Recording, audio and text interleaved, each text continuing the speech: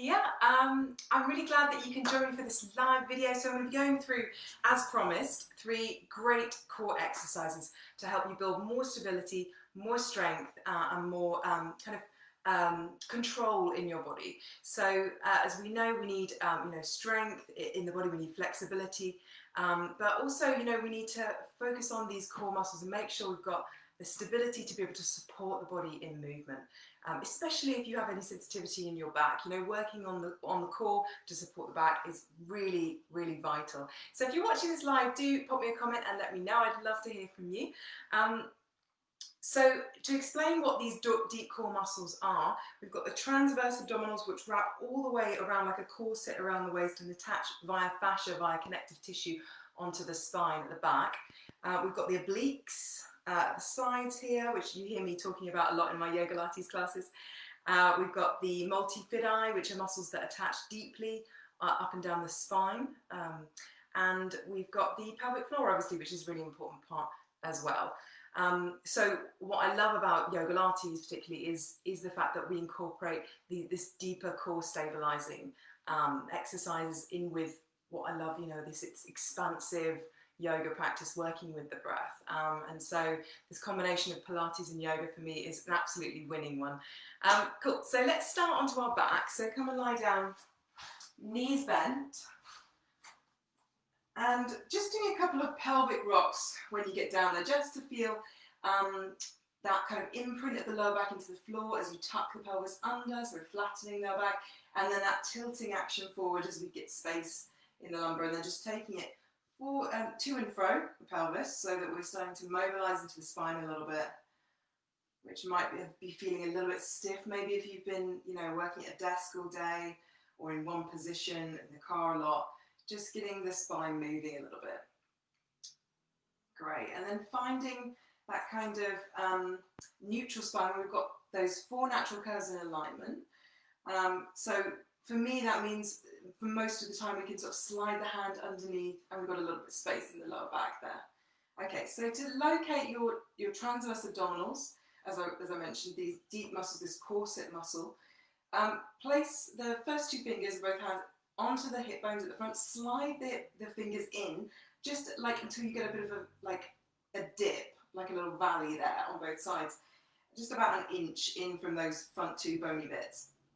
And then if you clear your throat, or if you sort of cough, you should feel those muscles bouncing underneath your fingertips. So that's your TA, that's your transverse abdominals. And we can also access it if you take a breath in through the nose, and exhale, purse the lips, and if you blow out through the mouth, like you're blowing out 100 birthday candles, say, and you really will feel, hopefully, that muscle underneath your fingertips engaging. So release that again, and then we'll do that again, breathing in through the nose, and we'll do that again, but we'll do it about 50 birthday candles, so about half the amount of effort. So making it a much lower contraction with these abdominals, but you're still feeling a little bit of pressure. Okay, good. So seeing if you can, we've got our fingertips there still, and seeing if you can engage that muscle consciously. So we've got a slight kind of, you feel when you can switch it on. So see if you can feel that muscle engaging. And it's a feeling like the front 2 hip bones are sort of drawing in towards each other. We've got this corset of support. And it's not over gripping. This is a really important concept with all Pilates work. It's really low level, so we don't want to be over gripping throughout the practice. We want just a low level, about 30% of your full effort. So just a low contraction there. And then see if you can draw up with the pelvic floor as well. So that's kind of drawing up that feeling of almost like you're trying to hold, so when you want to go to the toilet, you're trying to hold, so those muscles kind of pull up to control urination. It's that kind of, it's drawing up through the center. So just a low level contraction with both of those. And I'm going to bring the hands interlaced behind the head, elbows nice and wide, shoulders down away from the ears. So we've got the elbows wide, shoulder blades down. Taking a breath in and finding your neutral spine, holding your neutral spine. Exhale, we're just going to curl the head and shoulders up just a couple of inches. So just to a hover position to start. Take a breath in, and already I can feel these engaging. So that's great. Exhale, we're going to curl and peel just a little bit higher with the shoulder blades off the floor. So I want you to think, rather than pulling the head up, keep the neck in line with the spine and keep pulling from almost like the breastbone is pulling up rather than the forehead. And then inhale, we'll come back to a hover, and exhale, we'll curl up again.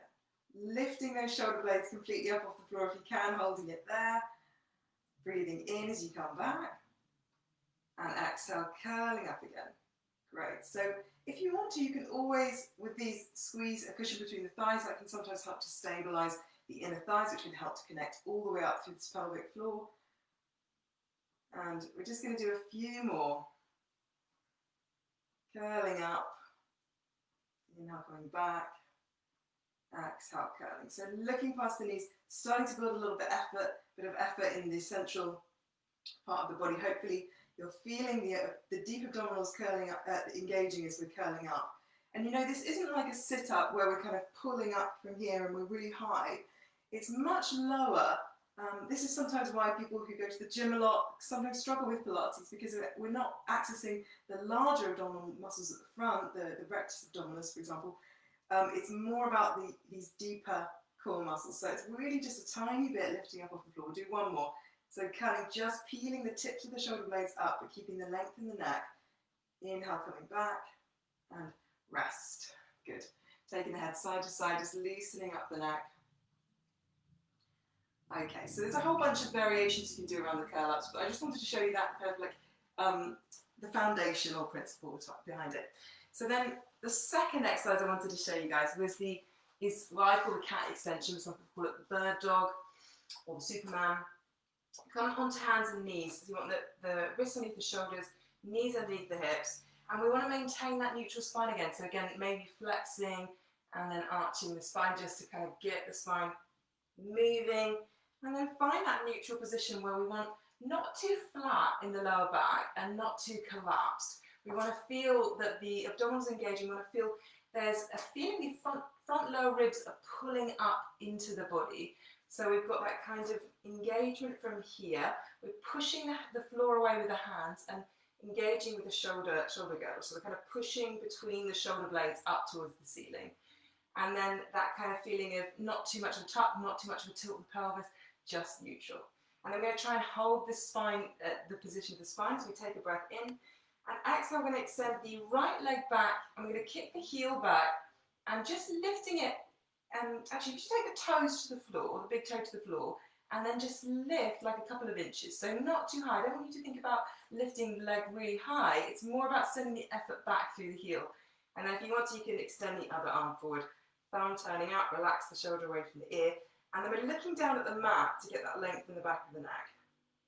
And breathe and hold. And you might be feeling, I'm certainly feeling the work around the center of the body here. Try not to lose the integrity of the spine. Take another breath in. Exhale slowly. You're going to place the hand and the knee back down, keeping the spine in neutral. And we'll do the other side. So taking the left foot back, big toe on the floor to begin with. Find that neutral, leveling out the hips. Take a breath in. And exhale, lifting a couple of inches up off the floor, kick back through the heel, other arm comes forward, thumb turning up, keep that length in the neck. And again, you know, as I said, we're not opening the hip towards the sky, we're not lifting this left hip, we're keeping both hips level, the core is engaged, you've got that lovely sense of length from fingertips back through to the heel, and breathing there. It's going to be here for about another 5 seconds. So these are great to do with, you know, doing reps of these. To build strength and stability, and then coming down. And then feel free to rest if you're new to this and that was enough. If you're happy to do one more set on either side, we'll take the right foot back again, big toe on the floor, maybe extend the arm out at the same time, lifting up. So we've got a lot of length, fingertips reaching forward, back through that heel, gazing down at the mat. And again, you know, checking that we've got the ribcage staying lifted, core is engaged. And we're keeping those hips level. Take another breath in. And exhale, slowly coming down with control. Try to keep the hips stable. And we'll do the other side. Take a breath in. Exhale, take that left foot back. Reaching forward as you lift that back foot. So you always want to stop before you fatigue. You know, if you've got any lower back problems particularly, you know, only doing as many reps as you feel you can do and keep that form and keep that control in the movements. Take another breath in. And exhale, slowly with control. Coming back. Great. So just sit back onto the heels. And I'm just going to roll the hands around the wrists. Getting some movement there.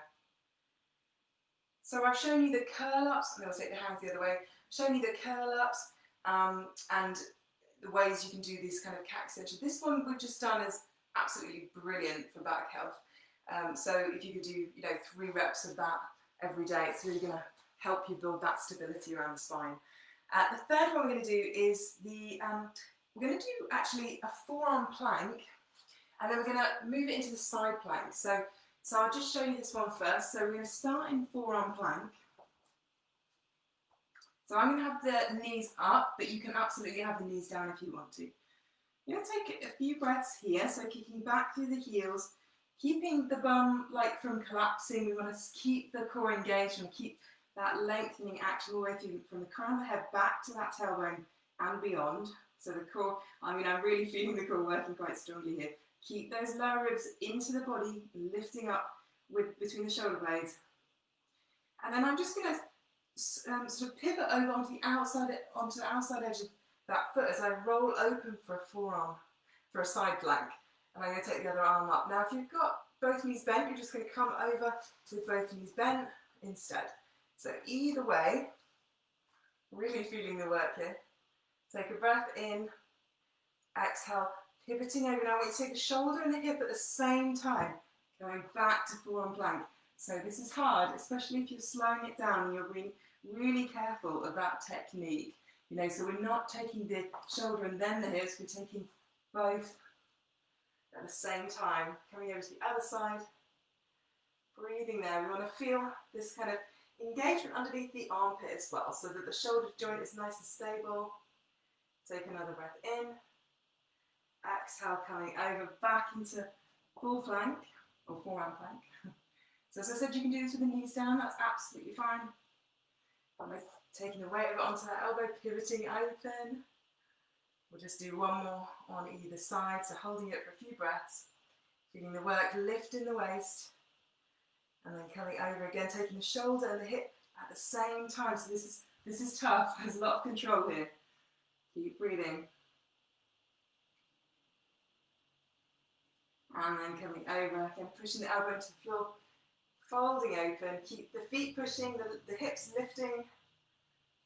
Relax those shoulders away from the ears. Take another breath in. Exhale, coming over, back into your plank with control, and just placing the knees down. And then we're just going to sit back into child's pose and just rest the head down. I really feel it with that one particularly.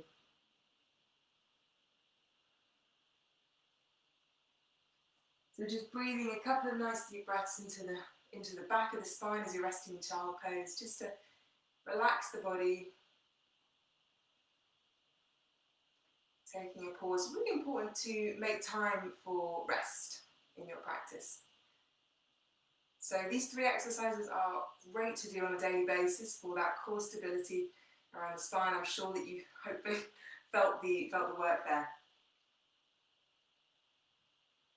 So placing the hands onto the floor, rolling the spine up, bringing the head up, last. And we're done. So I hope you enjoyed that. Just really quick tutorial to kind of initiate you into how to, number one, how to engage those deep core muscles, and also the kind of giving you a taste of the sort of techniques that we work with in class. This kind of stability with the neutral spine position. Really important to kind of stay in neutral when we're doing these core actions as much as we can. We can come out of neutral from time to time, but especially if we're adding on levers like extending arms and legs, it's really important to find that neutral position of the spine. Cool, so do let me know if you enjoyed that. Pop me a comment. I'd love to hear from you, especially if you're watching the replay, let me know. I'm, at the moment, you guys probably know, I'm launching a new term of classes starting on the 13th of July. And if you sign up before the end of June, you save 10%, which sounds like a small amount, but actually I think it works out as about 20 quid saving, which is really nice. It's about a whole week's classes for free, you really get. It works out something like £3 a class if you sign up for the whole term, at that package price. And also you get access to my Yoga Lattes online hub, where I'm going to be recording some of the live classes and uploading them, so you can go somewhere and actually find a lot of the recorded classes in one place, which can be really useful if you miss a class and you want to catch up. So these are different lengths of classes. I'm going to be running 5 classes a week.